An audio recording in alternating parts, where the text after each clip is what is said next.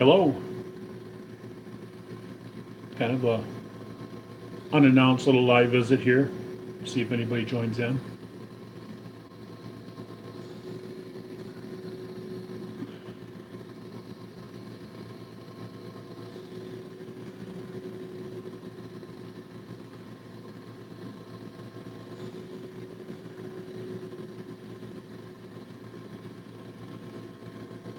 Oh, we got one. Hi, whoever joined in. Whoever joined in. Oops, gotta mute this. Whoever joined in. Otherwise, we're gonna get that constant.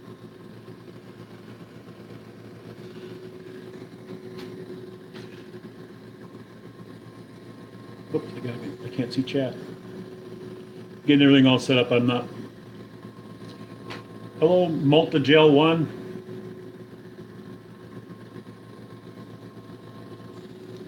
How's everyone doing today?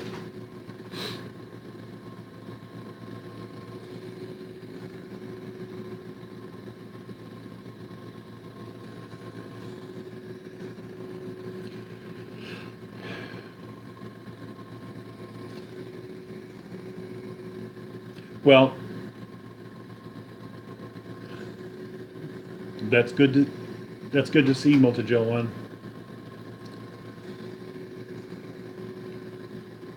What I'm thinking, well, the reason I am doing this is I'm thinking about doing a weekly live stream, and my thoughts were to do them on a Tuesday night, 7 o'clock p.m. Central Time or so.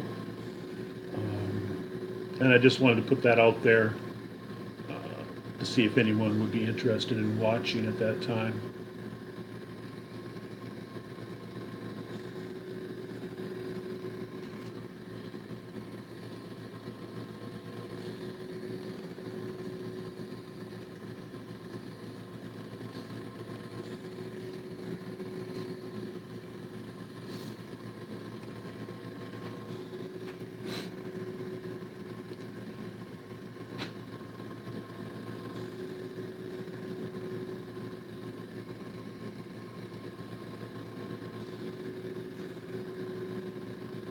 Oh, that's a problem.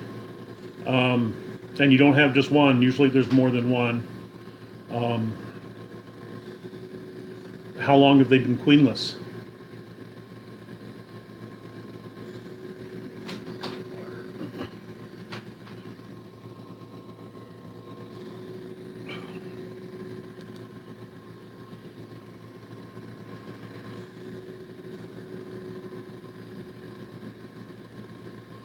What you could do, if you haven't already got a queen for them, is to get a queen, and you can put her in the queen cage and in the hive and see how they react to her. If they look like they're trying to ball her up, that won't be good. Then you take it out.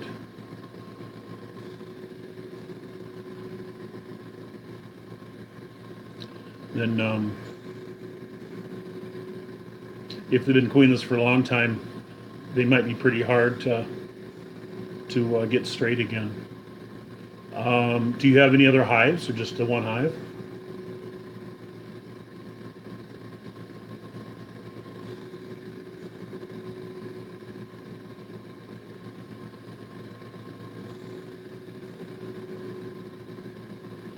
Hello, Michael. Thank you for stopping by.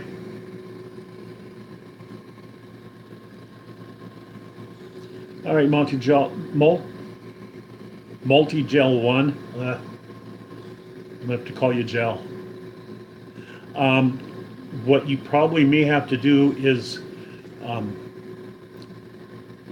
break down the hive till it's just one box, and then take that box at least 20 feet away from the hives and shake off all the frames, and then put a box back where the location was with maybe one or two empty frames. And what will happen is laying workers are usually house bees. They haven't left the hive, so once they're away from the hive, they have no idea how to get back. And the bees that forage know how to get back, but they're not the ones laying. So what will happen is a cluster of bees that don't know how to get back will stay, and a bunch of bees that are foragers will go back. And then what you can do with those bees that go back is you can newspaper combine them with your other hive. With a long time queenless, that's probably going to be your best bet. My guess is that you could try requeening and take it slow, but if they've been queenless that long, they may not. They may just try to kill the new queen.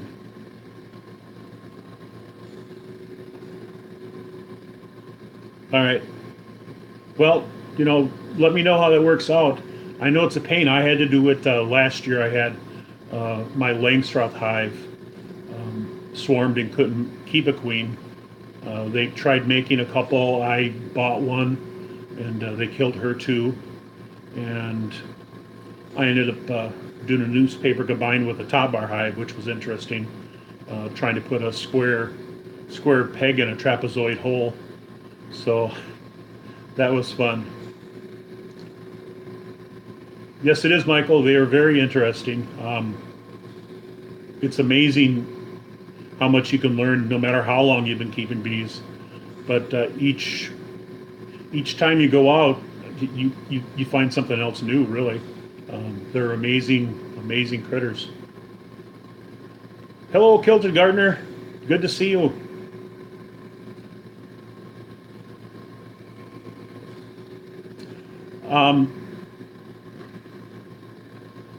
You probably have some drones in your area, Joe. I don't know how to check for that, but it's if you have a hive, you've got some drones, because they're gonna make some drones no matter what.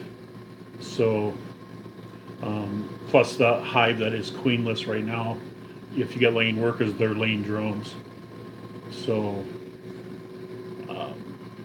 so you'll have drones. It's good to see you, Kelted. Appreciate the support.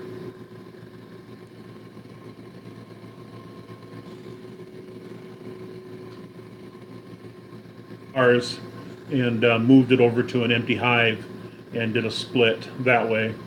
So instead of just 2 beehives, now I've got 3.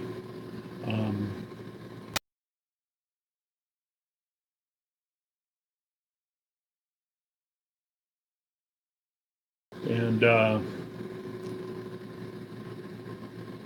this week when I went in, that's spoilers. That hasn't posted my YouTube yet, so I won't say. But this week I went in, and hey Farmall, good to see you.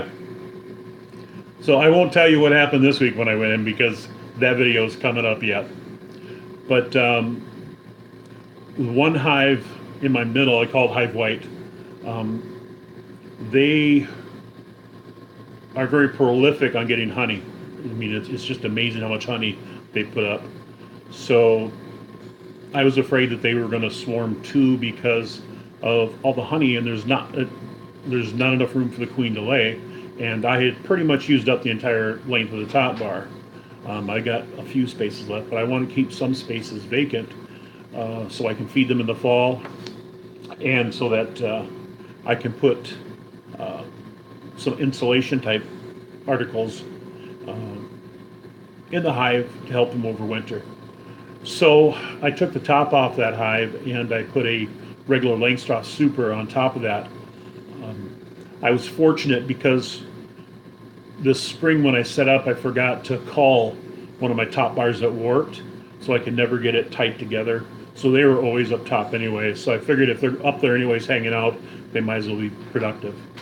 And so far it's working. I mean, I probably am going to have to get busy and drill some holes in the top so they have better access to that. And the problem I see with that is drilling into the top bar. There's a possibility. Well, first of all, it's going to make them mad. They're not going to like that at all. And I don't know, Scott. That's funny. If nothing else, if you do that and you got bacon to snack on later on, but you're going to make them mad if you drill holes, and there's potential that you might cause the comb to break off. And that's a pain. But I think I'm going to have to do that, and that might play into a winterization plan that I have. Last year I put plain sugar on top, and that created a big mess, so I don't want to do that again. But if they have holes in the top of their bars, if I put sugar cake, hard granulated sugar, harden up, mix it with water and let it crystallize, they can crawl up and get at that food source as well. So far in Minnesota, we get pretty cold, long winters, and I've not had a top bar over winter.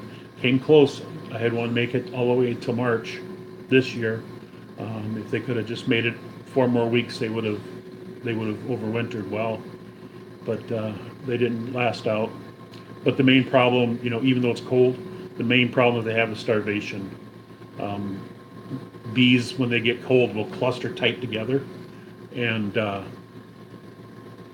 we had a spell of a couple days where it got above freezing, and the bees went out and did cleansing flights. They don't go bathroom in their house; they go outside. So they only do that when the temperature is warm enough for them to get out. So they got out, and then like overnight, the temperature dropped well below freezing, down to zeros, and they clustered up like they would normally do. But the problem is they clustered over here, but the honey was over here. So they ended up, a very strong hive, ended up starving to death with honey in the hive. So that kind of sucked. That was a really, really strong hive, and I was really looking forward to seeing if I could get that one into spring and split and make new hives from that and not have to buy bees this year. But they didn't play to the rule book.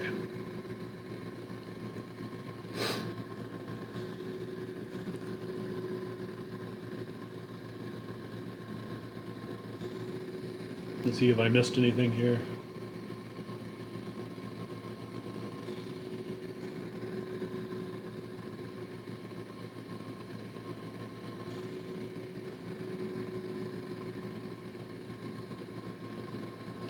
Richard, have you tried everyone says to use cinnamon. I haven't had ant problem, which surprised me because I've got ants all over here, but they haven't got into my hives yet. So I was going to try cinnamon, sprinkling cinnamon around the top of the hives, and perhaps that'll work. Otherwise, there's a lot of people will tell you to put like a thing of oil on the bottom of the legs if you have legs on your top bars, and the ants can't get through that. Scott, I usually go through my hives about once a week, roughly 7 to 12 days, I suppose. With top bars, I think you need to check them more often than regular beehives because all you have is just the bar on top, and they build down from that. And if you don't stay on top of it, they could connect two bars and have curved comb, and that makes it very difficult to work with them because you try to pull out a bar and you've got 2 bars or more. Sometimes if you don't watch them, they'll connect up to 3 or 4 bars. So you want them to build straight, and if you do that weekly, you can rotate in empty bars between 2 full bars, and that will help them build straight. Or you can take and actually, with your hand or a hive tool or something, you can bend the wax so it's in line.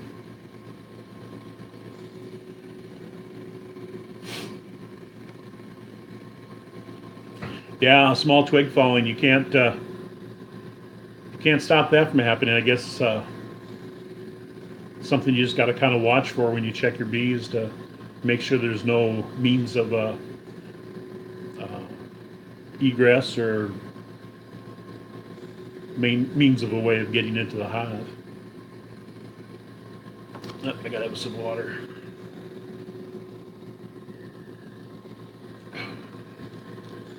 Well, today it is about 77 degrees or so. It's kind of cloudy and looks like it's going to rain. Um, I had nothing planned to do outside. That's a lie. I've got all kinds of things to do outside, but I'm not going to do them today. Um,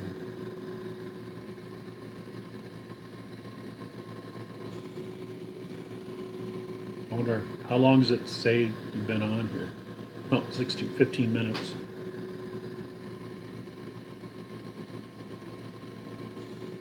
Oh, Scott, that's great. Yeah, you can. You'll learn that bees are fascinating. I I've been keeping bees here at my house since 2016. So this is my third season with them. However, when I was growing up, my dad he kept bees, and I was always helping with them, taking care of them. And then when I got my driver's license, I was actually the one going out to take care of them. He had probably up to 80 hives all over South metropolitan Minneapolis, St. Paul, and rural. So it was a good chance for a young guy to get out and drive a car. And just amazing how much you think you learn something about them, and then you find something that really throws you off, and you learn something new. They're always out there trying to teach. I don't think they're trying to teach; they just do. Scott, be sure to tell Will hi from me. I'd appreciate that.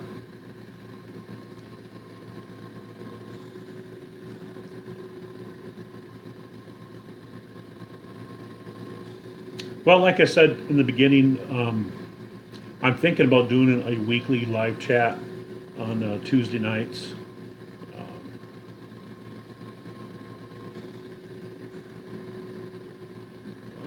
7 p.m. Central Time. Hey, anytime, Scott. I'm happy to help. I may not know the answer, but I can at least try to steer you the right way to find the answer. So, one thing about beekeeping is you can ask 10 beekeepers one question, you might get 11, 15, 20 different answers. There's no, excuse me, there's no one way to do anything really in beekeeping. Everyone's got their own way, and their way, of course, is the best.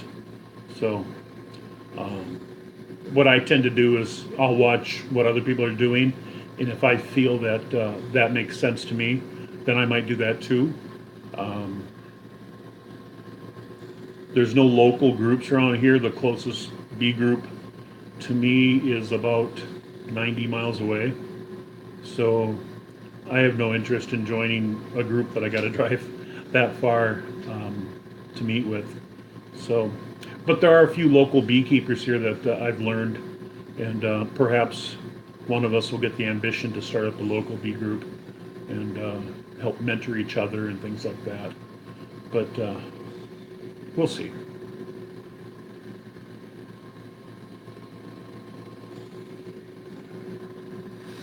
All right, am I buffering? Is that buffering on my computer?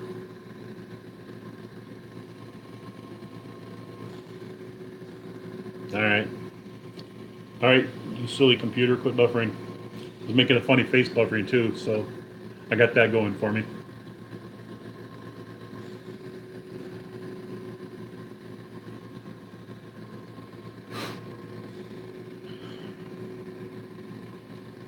All right, anyone else have any questions or anything that anyone wants to talk about? If not, we'll probably call this a done deal.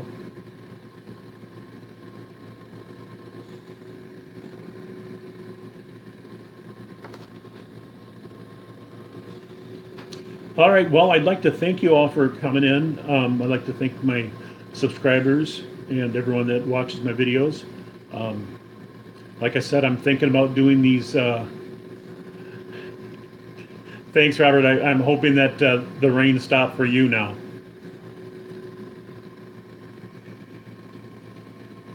All right, Richard, you take care. You do the same.